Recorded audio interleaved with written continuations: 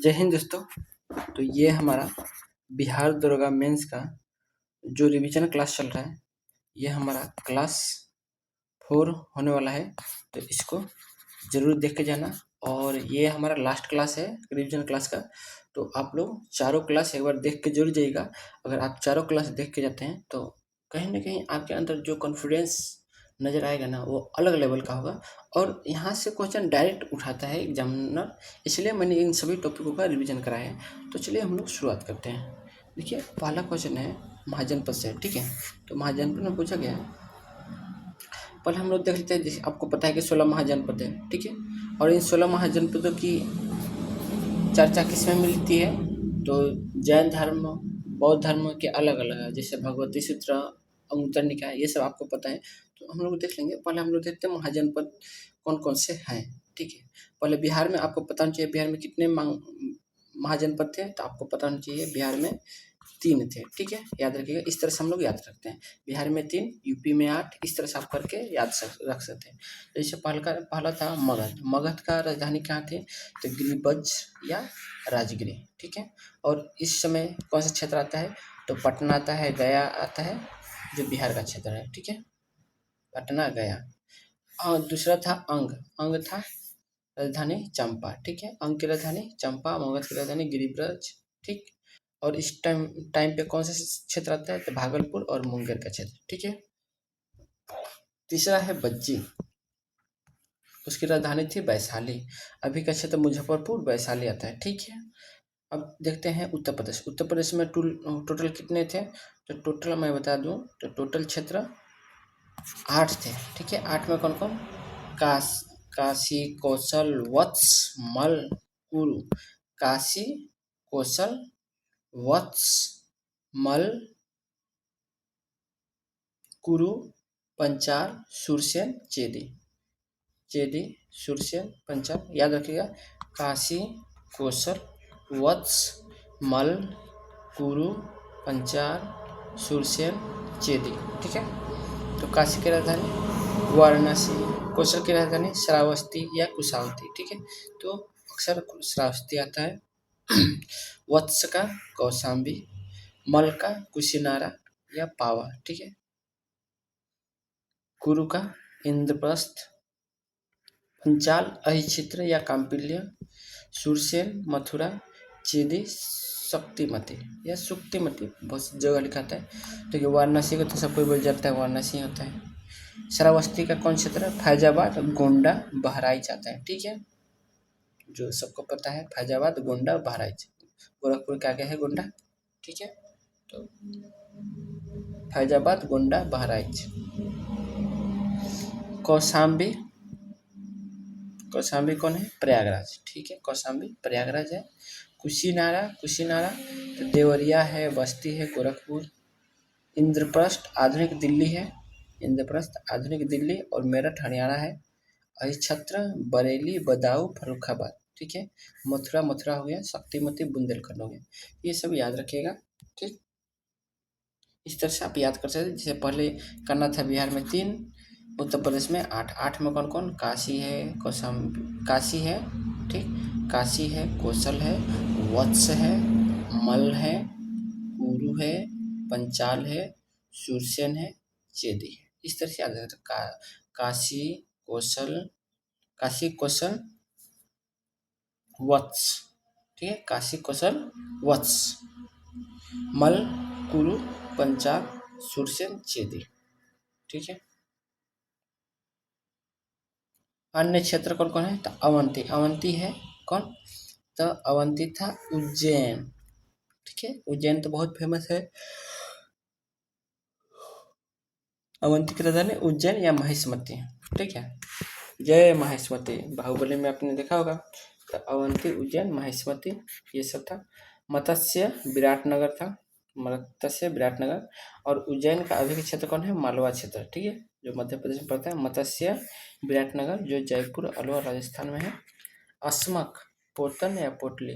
ठीक है, दक्षिण भारत का एकमात्र है, तो याद रखिएगा अस्मक। ठीक है, और पाकिस्तान में जो भी तक्षशिला थे, गंधार थे, सबको पता है, गंधार तक्षशिला में था, तक्षशिला गंधार में था। ठीक है, जो तक्षशिला विश्वविद्यालय के बारे में आपने पढ़ा होगा, जहाँ से चाणक्य ने अपनी शिक्षा ली थी। ठीक है, तो अस्मक का पोतन पुटली होता है गोदावरी नदी क्षेत्र में, दक्षिण भारत का एकमात्र था। और गंधार, ठीक है, गंधार का तक्षशिला है राजधानी, और किस क्षेत्र में आता है, तो रावलपिंडी, पेशावर और पाकिस्तान। ठीक है, कंबोज का हाटक, राजपुर, जो कौन कौन क्षेत्र आता है, तो राजौरी, हजारा, भारत पाक सीमा का आता है। ठीक है, तो इसको मैंने 16 इसलिए करा ताकि आपको यहीं पे याद हो जाए। आगे चलते हैं। अब देखिए, परीक्षा के लिए सुपर फास्ट पॉइंट यहीं से आता है। तो 16 महाजनपदों की सूची बौद्ध ग्रंथ के कौन से ग्रंथ में मिलता है, तो अंगुत्तर निकाय और जैन धर्म के भगवती सूत्र में मिलता है। ठीक है, दक्षिण भारत का एकमात्र महाजनपद कौन था, अस्मक, ये गोदावरी नदी के तट पर स्थित है। ठीक है, गणतंत्र वाले महाजनपद कौन थे, तो बज्जी और मल। ठीक है, बज्जी और मल। बज्जी की राजधानी कौन कौन थी, बाकी सब राजतंत्र थे। ठीक है, तो बज्जी और मल, तो अब देखिए बज्जी और मल की याद कर लेते हैं। बज्जी की वैशाली है, मल का कुशीनारा है। ठीक है, याद रखिएगा, बज्जी का वैशाली तो सबको पता है, और मल का कुशीनारा। ठीक, याद रखिएगा। अब देखिए, सबसे शक्तिशाली कालांतर में कौन था, तो मगध था। मगध की राजधानी क्या थी, तो राजगृह था। ठीक है, या गिरिब्रज। सबसे शक्तिशाली महाजनपद बनकर उभरा था। शिक्षा का केंद्र तक्षशिला। तक्षशिला किसकी राजधानी थी, तो गांधार की राजधानी, उसमें विश्व का प्रसिद्ध शिक्षा केंद्र था। ठीक है, तो इस तरह से ये आप याद रख सकते हैं। अब सर्वोच्च न्यायालय की बात करें तो क्षेत्राधिकार और शक्ति की बात करते हैं। तो मौलिक की बात करते हैं, क्षेत्राधिकार में मौलिक की बात करते हैं। तो अनुच्छेद किस में ऊपर थे, 131। ठीक है, सर्वोच्च न्यायालय का मौलिक किस में है, तो अनुच्छेद 131 में केंद्र बनाम राज्य या राज्य बनाम राज्य के कानूनी विवाद। ठीक है, रिट की बात करता है तो अनुच्छेद 32 में मौलिक अधिकारों के हनन पर 5 प्रकार की रिट जारी करना होता है। अपीलीय, तो अनुच्छेद 132 से 134 उच्च न्यायालयों के फैसलों के खिलाफ अपील सुनना। ठीक, उच्च न्यायालयों के फैसलों के खिलाफ अपील सुनना होते हैं। सलाहकारी, अनुच्छेद 143 राष्ट्रपति द्वारा मांगे जाने पर कानूनी सलाह देना। ठीक है, अभिलेख न्यायालय, तो अनुच्छेद 129 में अपने फैसलों का रिकॉर्ड रखना और अवमानना पर दंड देना। ये सब सर्वोच्च न्यायालय के क्षेत्राधिकार और शक्ति की बात करते हैं। ठीक है, न्यायिक पुनरावलोकन, तो अनुच्छेद 137 में क्या बात करते हैं, तो अपने ही पुराने फैसलों का समीक्षा करना। ठीक, अभिलेख न्यायालय 129 ये पूछा जाता है, याद रखिएगा। अनुच्छेद 143 सलाहकारी का बात करता है। ठीक है, राष्ट्रपति द्वारा मांगे जाने पर सलाह देना, ये बहुत पूछा जाता है। ठीक, और ये भी पूछा जाता है, और ये बहुत पूछा जाता है। अब बात करते हैं, देखिए, आपराधिक एवं दीवानी मामले ये आमतौर पर निचले अदालत से शुरू होती है। सर्वोच्च न्यायालय यहाँ अपीलीय क्षेत्राधिकार के तहत काम करते हैं। राज्य के बीच विवाद यह एक्सक्लूसिव अधिकार है। कोई भी हाई कोर्ट दो राज्यों के बीच के विवाद को नहीं सुलझा सकता। राष्ट्रपति की सलाह यह अनुच्छेद 143 के तहत आता है, जिसे सलाहकारी क्षेत्राधिकार कहते हैं, मौलिक नहीं। ठीक है, मौलिक कितना में है, 131 में, और सलाहकारी 143 में। ठीक है, रीट वाला आपने अभी देखा 32 का था। ठीक है, अब बात करते हैं संविधान का रक्षक। संविधान का रक्षक, सर्वोच्च न्यायालय को संविधान का अंतिम व्याख्याकार और संरक्षक कहा जाता है। ठीक है, सर्वोच्च न्यायालय को संविधान का अंतिम व्याख्याकार और संरक्षण कहा जाता है। रीट क्षेत्राधिकार, तो अनुच्छेद 32 के तहत एससी केवल मौलिक अधिकारों के लिए रीट जारी करती है। एससी मतलब यहाँ पे सुप्रीम कोर्ट हो गया। ठीक है, सुप्रीम कोर्ट मौलिक अधिकारों के लिए रीट जारी करती है, जबकि अनुच्छेद 226 के तहत हाई कोर्ट का रीट अधिकार क्षेत्र एससी से ज़्यादा विस्तृत है। ठीक है, तो अनुच्छेद 226 में क्या है, जिसे देखिए सुप्रीम कोर्ट का रीट किस में है, तो अनुच्छेद 32 में है, और हाई कोर्ट के लिए रीट किस में है, तो अनुच्छेद 226 में है। ठीक है, कोलिजियम, तो जजों की नियुक्ति के लिए 5 वरिष्ठ जजों का समूह होता है। प्रथम मुख्य न्यायाधीश कौन थे, तो HK कानिया थे। ठीक है, याद रखिएगा। अब देखिए मानव शरीर की बात करते हैं, तो मानव शरीर के जोड़ और रिविजन चैप्टर देखते हैं। तो हिंज ज्वाइंट कहाँ पर होता है, तो कोहनी, घुटना और उंगलियों के बीच, ठीक है, क्योंकि हिंज ज्वाइंट आपको पता है, हिंज ज्वाइंट, ठीक है, जो कोहनी होता है ना, तो उसमें आप जो कोहनी मुड़ा सकते हैं केवल आगे मुंह, ठीक है, पीछे तो नहीं होता है ना कोहनी, आप तो पीछे नहीं मुड़ सकते हैं। तो हिंज ज्वाइंट कहाँ पर होती है, तो कोहनी में होता है, घुटना में होता है, एल्बो, नी और उंगलियों में होता है, ठीक है, क्योंकि उंगलियां भी आगे ही मुड़ सकती है, पीछे नहीं, ठीक है। तो केवल एक दिशा में, दरवाजे की तरह, जैसे दरवाजे की दिशा में खुलता है, तो उसी तरह केवल एक दिशा में ही मुड़ता है, मतलब गति करता है, ठीक है। बॉल एंड सॉकेट, ठीक, देखिए बॉल एंड सॉकेट क्या करते हैं, तो ये सभी दिशाओं में वृत्ताकार गति में करते हैं, जैसे कंधा, कूल्हा, आप देखते हैं कंधा को आप पूरा नचाते हैं, हाथ शोल्डर जो होता है, आप हाथ वहाँ पर नचा लेते हैं ना, पूरा आगे पीछे हाथ इस तरह खूब नचाते हैं, ठीक है। तो वो इसकी वजह से क्योंकि वहाँ पे कौन सा ज्वाइंट पाया जाता है, ball and socket, pivot, pivot, pivot, ठीक है। ये गर्दन, ये गर्दन में, ठीक है, एटलस एवं एक्सिस, घूर्णन गति दाएं बाएं घुमा सकते हैं, जिससे आप अपने गर्दन क्या कर सकते हैं, दाएं बाएं घुमा सकते हैं।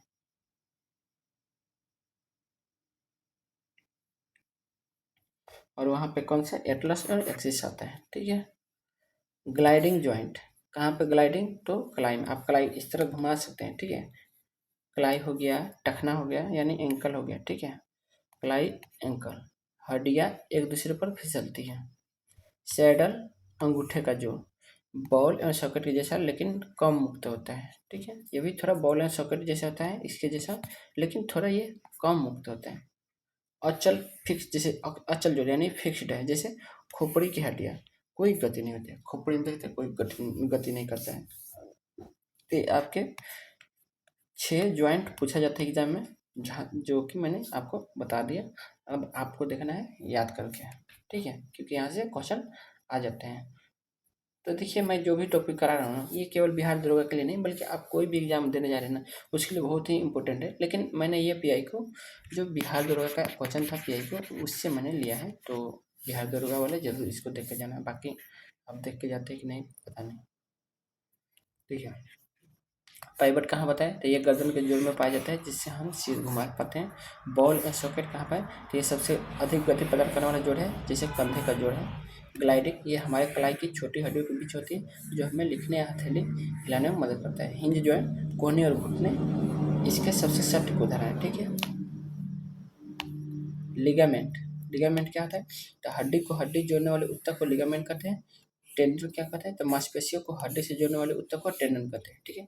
साइनोवियल द्रव, साइनोवियल लिक्विड होता है, जिससे साइनोवियल फ्लूइड्स, जोड़ों के बीच पाए जाने वाले लुब्रिकेंट, जैसे लुब्रिकेंट जो रगड़ कम करता है, इसकी कमी से गठिया हो सकता है, इसलिए साइनोवियल द्रव हमारे शरीर पर होना चाहिए। इसलिए ना उंगलियां नहीं जो खटकाते हैं ना उंगली, कट कट, तो उंगलियां नहीं खटकाना चाहिए, क्योंकि उससे क्या होता है, साइनोवियल द्रव कम हो जाता है, और इसलिए हम लोग को दर्द होने लगता है जोड़ों में, ठीक है।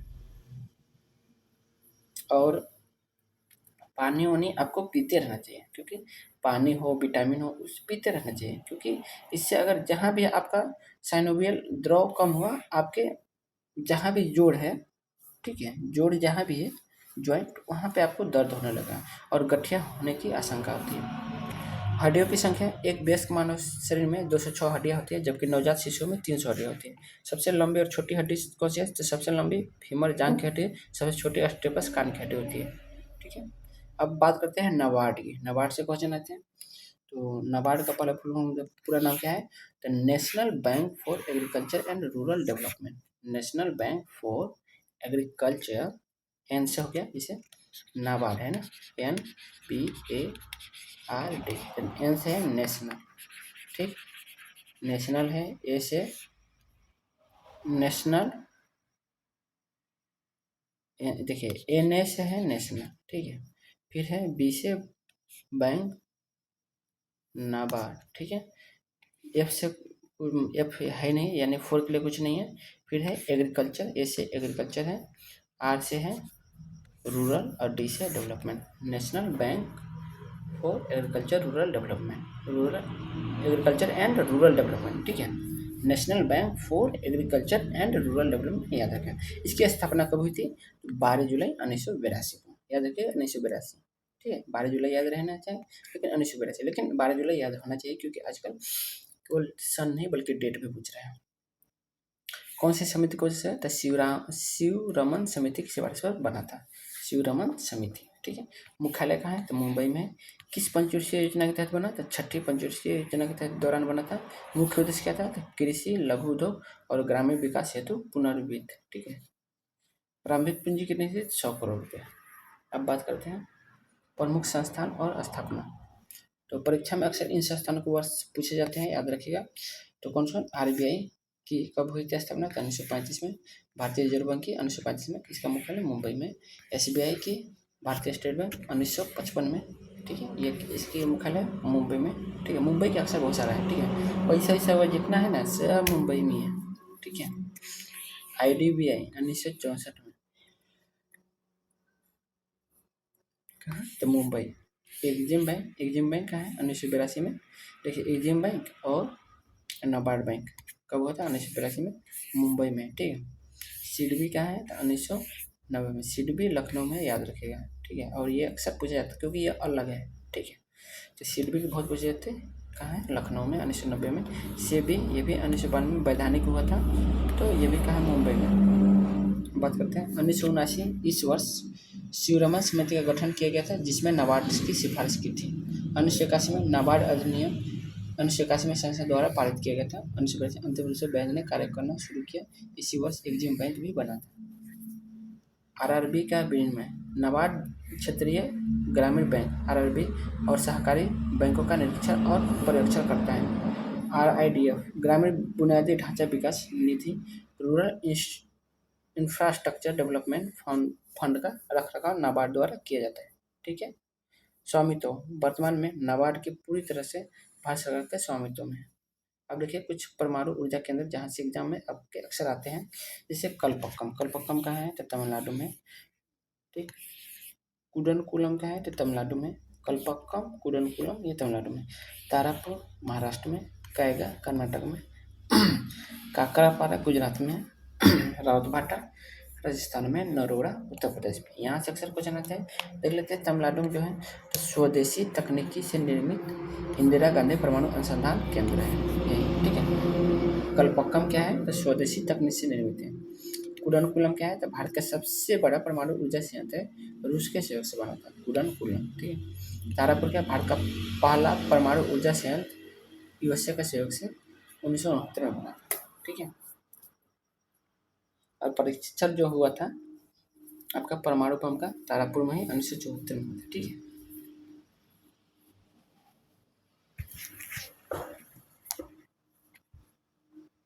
कैगा काली नदी के पास ही स्थित है। ठीक है,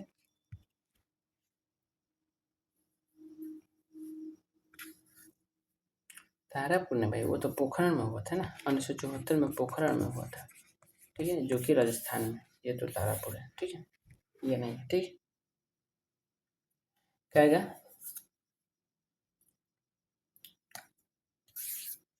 काली नदी के पास स्थित है। ठीक, काकरापाड़ा ताप्ती नदी के पास स्थित है। रावतभाटा चंबल नदी के पास स्थित है। ठीक है, नरोड़ा कहाँ है? तो गंगा नदी के पास बुलंदशहर में। और देखिए रावतभाटा कनाडा का सहयोग से बना था। ठीक है, याद रखिएगा। तारापुर यूएसए के सहयोग से और कुडनकुलम रूस के सहयोग से।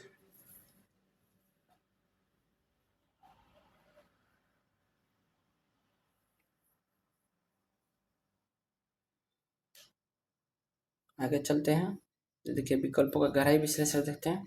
तो तेल शोधक कारखाना तमिलनाडु के मनाली में बड़ी रिफाइनरी है, कलपक्कम में नहीं। ठीक है, तेल शोधक कारखाना तमिलनाडु में कहाँ है? तो मनाली में बड़ी रिफाइनरी है, कलपक्कम में नहीं। परमाणु ऊर्जा केंद्र कलपक्कम अपने फास्ट ब्रीडर टेस्ट रिएक्टर के लिए भी दुनिया भर में प्रसिद्ध है।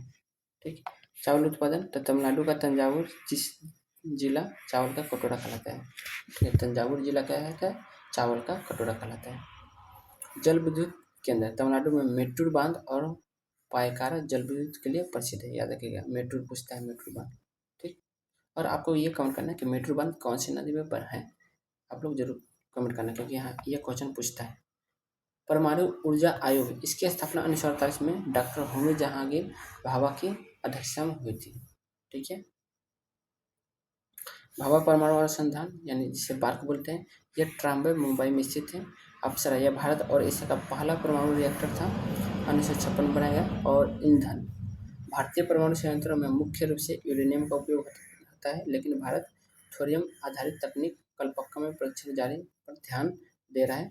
थोरियम के भंडार केरल की मोनोजाइट रेत में प्रचुर मात्रा में मिलते हैं। ठीक है। अब बात करते हैं व्यक्तिगत सत्याग्रह की।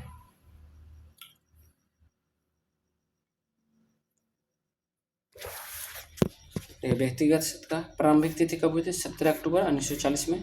स्थान पवनार आश्रम, महाराष्ट्र में। नरोरा, नारा क्या था? नरोरा का था नारा, स्लोगन क्या था? तो दिल्ली चलो, इसे दिल्ली चलो सत्याग्रह भी कहते हैं। प्रथम सत्याग्रही कौन थे? विनोबा भावे। द्वितीय कौन थे? तो जवाहरलाल नेहरू। तृतीय की बात करें तो ब्रह्मदत्त थे। ठीक। और उद्देश्य क्या था? द्वितीय विश्व युद्ध के खिलाफ नैतिक विरोध जताना। ठीक है। अब विकल्पों का विश्लेषण करते हैं। तो महात्मा गांधी इस आंदोलन के मार्गदर्शक और योजनाकार थे। उन्होंने अगस्त प्रस्ताव के विरोध में इसे शुरू किया था। विनोबा भावे, इन्हें गांधी जी का आध्यात्मिक उत्तराधिकारी माने जाते हैं। उन्होंने बाद में भूदान आंदोलन 1951 में शुरू किया था। जवाहरलाल नेहरू, ये दूसरे सत्याग्रही थे। इन्हें इस आंदोलन के दौरान गिरफ्तार कर जेल भेजा गया था। राजेंद्र प्रसाद बिहार में इस आंदोलन का नेतृत्व करने वाले प्रमुख नेताओं से एक थे। अब देखिए परीक्षा के लिए भी महत्व। अगस्त प्रस्ताव, तो व्यक्तिगत सत्याग्रह लॉर्ड लिथगो के अगस्त प्रस्ताव के जवाब में शुरू किया गया था। दिल्ली चलो सत्याग्रहियों का मुख्य उद्देश्य भाषण देकर गिरफ्तारी देना और फिर दिल्ली की ओर मार्च करना था। ठीक है। बिहार में व्यक्तिगत सत्याग्रह, बिहार में इसकी शुरुआत 28 नवंबर 1940 को हुई और बिहार के प्रथम सत्याग्रही श्री कृष्ण थे। स्थगन दिसंबर 1941 में भारत सरकार द्वारा बंदियों की रिहाई के बाद यह आंदोलन धीरे धीरे समाप्त हो गया था। ठीक है, इतना देख लेना, यहाँ से क्वेश्चन आता ही है। अब बात करते हैं हम लोग राज्य कार्यपालिका के बारे में। ठीक है, तो राज्य कार्यपालिका अनुच्छेद किस अनुच्छेद में? अनुच्छेद 153 राज्यों के लिए एक राज्यपाल होगा, ये बहुत पूछा जाता है। अनुच्छेद 154 राज्य कार्यपालिका शक्ति राज्यपाल में ही निहित हो, बिल्कुल सही है। अनुच्छेद 161 राज्यपाल की क्षमादान की शक्ति, ये भी पूछा जाता है। अनुच्छेद 163 राज्यपाल को सलाह देने के लिए मंत्रिपरिषद यानी सीएम प्रमुख, सही है। अनुच्छेद 164 मुख्यमंत्री की नियुक्ति राज्यपाल द्वारा एवं मंत्रियों को प्रावधान। ठीक है, तो ये भी पूछा जाता है। अनुच्छेद 165 में राज्य का महाधिवक्ता यानी एडवोकेट जनरल की बात करते हैं। फिर अनुच्छेद 167 में मुख्यमंत्री के कर्तव्य राज्यपाल को सूचना देना होता है। और अनुच्छेद 213 राज्यपाल के अध्यादेश जारी करना, ये बहुत पूछे जाते हैं। ठीक है, क्योंकि राष्ट्रपति का अध्यादेश 123 में है, ठीक, और राज्यपाल का 213 में। अब बात करते हैं कि अनुच्छेद 163 यह सहायता और सलाह की बात करते हैं। ध्यान दें, राज्यपाल के पास कुछ विवेकाधीन शक्तियाँ भी होती हैं जहाँ से उसे सलाह की जरूरत नहीं होती है। ठीक। अनुच्छेद 164 यह नियुक्ति से संबंधित है। राज्यपाल मुख्यमंत्री की नियुक्ति करता है और फिर सीएम की सलाह पर अन्य मंत्रियों की। अनुच्छेद 165 यह राज्य के सर्वोच्च कानून अधिकारी यानी महाधिवक्ता के बारे में है। केंद्र में महान्यायवादी, आर्टिकल किसने? 76 में। देखिए, केंद्र में महान्यायवादी होता है और राज्य में महाधिवक्ता होता है।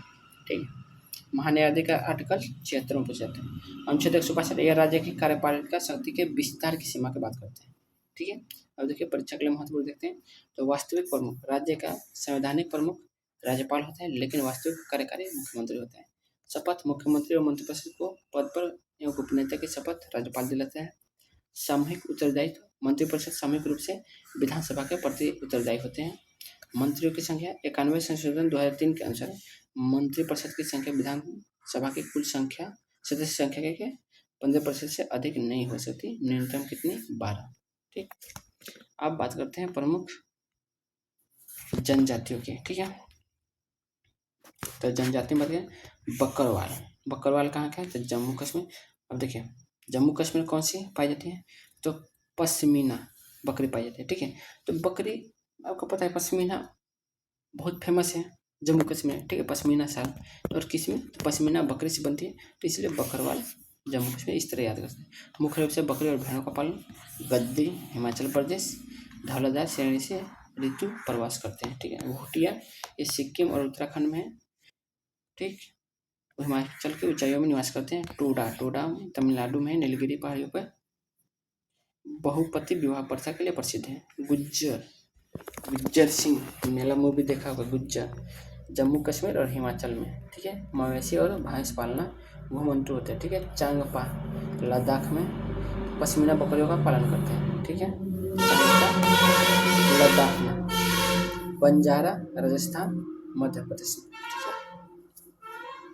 बंजारा राजस्थान और मध्य प्रदेश। देखिए बंजारा अक्सर आते हैं राजस्थान से, ठीक है। तो मध्य भारत में कर सकते हैं, जिससे ये क्षेत्र कहाँ तक चला जाता है, मध्य प्रदेश के आसपास भी चला जाता है। तो भारत की सबसे बड़ी घुमंतु जनजाति कौन है, बंजारा, ठीक है। ये आप देखते होंगे रोड में, आपको देखते मिल जाएंगे ये सब। ऋतु प्रवास की बात करें तो ऋतु प्रवास क्या है, तो हिमालय की ये जनजातियाँ सर्दियों में बर्फबारी के कारण पहाड़ों से नीचे मैदानों की ओर जाती है और गर्मियों में वापस ऊंचे घास के मैदानों में जिससे जिन्हें बुग्याल या प्यार कहते हैं। देखिए पूछा जाता है जो घास का मैदान बुग्याल और प्यार कहाँ पाए जाते हैं, ये भारत में पाए जाते हैं, ठीक है। कि और चली जाती है, इसी आवागमन को ऋतु प्रवास कहते हैं, ठीक है। बकरवाल ये पीर पंजाल श्रेणियों में सक्रिय रहते हैं। गद्दी ये हिमाचल प्रदेश के चंबा और कांगड़ा क्षेत्र में पाए जाते हैं। भुटिया ये लोग तिब्बती मूल के माने जाते हैं और ऊंचे हिमालयी दर्रों के पास रहते हैं, ठीक है। भुटिया की बात करें किसमें आया था, तो भुटिया उत्तराखंड में आया था, ठीक है। उत्तराखंड और सिक्किम में आया था, ठीक है। टोडा यह विकल्प हिमालय से संबंधित नहीं है, ये कहाँ है, नीलगिरी पहाड़ों में। टोडा लोग मुख्य रूप से भैंस पालक होते हैं और नीलगिरी की घास वाले पहाड़ में, और ये इनमें क्या होते हैं, तो एक महिला के 2 या 3 पति होते हैं, यानी बहुपति का रिवाज है यहाँ पे, ठीक है। यानी एक पत्नी पति या कई। पश्मीना ऊन लद्दाख की चांगपा जनजाति द्वारा पाली गई बकरियों से विश्व प्रसिद्ध पश्मीना ऊन प्राप्त होती है। नीलगिरी की सबसे ऊंची चोटी डोडा बेटा जो टोडा जनजाति के निवास क्षेत्रों के पास है। बुग्याल उत्तराखंड के हिमालय क्षेत्रों में पाए जाने वाली मखमली घास के मैदान को क्या कहते हैं, जहाँ से यह जनजातियाँ गर्मियों में पशु चराती हैं, ठीक। बुग्याल जनजाति भी है और ये घास का मैदान भी, ठीक है। उत्तराखंड में मैंने क्या जनजाति बताया, भूटिया, ठीक है, याद रखिएगा भूटिया। सेंटिनली जनजाति अंडमान निकोबार में पाई जाने वाली विश्व की सबसे अलग थलग जनजाति है, ठीक है। सेंटिनली जनजाति इसके बारे में पूछता है, याद रखिएगा। अब बात करते हैं क्रेता और विक्रेता की, ठीक है। ये इकोनॉमी से रिलेटेड है। देखिए बड़ी संख्या में कोई भी अकेले कीमत को प्रभावित नहीं कर सकता है, ठीक है। तो क्रेता विक्रेता बाजार में बहुत पाए जाते हैं। बाजार में क्या होता है, क्रेता और विक्रेता ही तो होते हैं। कोई खरीदता है तो कोई बेचता है, ठीक। वस्तु का प्रकार समरूप सभी फर्में एक जैसी वस्तुएं बेचती हैं, ठीक है। कीमत निर्धारण फर्म कीमतें लेने वाली, ठीक है। फर्म कीमत लेने यानी प्राइस टेक्सर होती है, बनाने वाली नहीं, ठीक है। बाजार ज्ञान तो क्रेता और विक्रेता को बाजार का पूर्ण ज्ञान होता है। प्रवेश का निवास फर्मों के आने जाने पर कोई प्रतिबंध नहीं है, नहीं फ्री एंट्री एग्जिस्ट होता है। मांग वक्र तो पूर्णतः लोचदार होती है क्षैतिज रेखा के रूप में, ठीक है। अब बात करते हैं बाजार के अन्य प्रकार।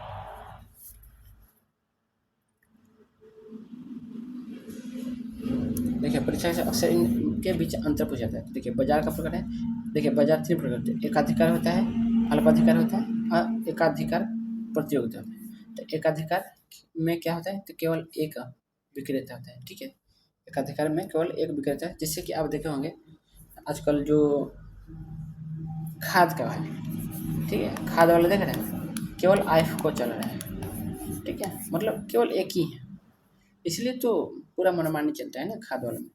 तो केवल एक होता है अद्वितीय नो क्लोज सब्स्टिट्यूट, उसका कोई सब्स्टिट्यूशन नहीं, यानी पूर्ण नियंत्रण होता है, ठीक है, उसका मार्केट में। अल्पाधिकार यानी कुछ बड़े लोग होते हैं जैसे समरूप या विभेदी, जिससे परस्पर निर्भरता होता है, यानी उन्हीं दोनों पे लोग पूरी रूप से निर्भर रहते हैं, ठीक है। जैसे आज हम लोग देख सकते हैं जियो का है और एक एयरटेल का है, ठीक है।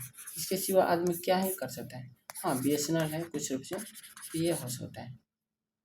एकाधिकार प्रतियोगिता बहुत से, ठीक है, जिसे इसमें बहुत सारे आते हैं, जिसे बहुत लोग इसमें आ जाते हैं। जैसे मार्केट में आप जाते होंगे तो बहुत सारे दुकान होते हैं एक ही चीज़ के, तो एकाधिकृत प्रतियोगिता होता है, जिसमें प्रतियोगिता होती है कि मैं आगे जाऊँ, मैं आगे जाऊँ, तो ये सब चीज़ होता है। तो इसमें बहुत सारे विक्रेता होते हैं, तो विभेदित होता है इसमें, और आंशिक नियंत्रण होता है, किसी एक का आंशिक नियंत्रण होता है।